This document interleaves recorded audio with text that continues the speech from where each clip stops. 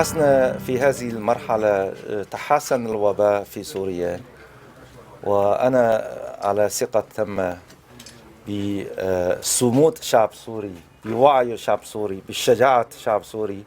سوف ننتصر على هذا الوباء. أنا فخور بهذه المساعدات، بهذه الروح، بهذه المشاعر الطيبة والصداقة لشعب سوري.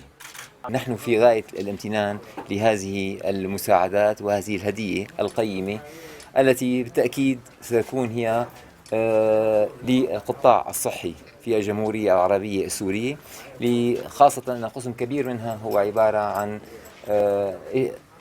معدات وقاية فردية إضافة إلى جهازي دعم تنفس آلي.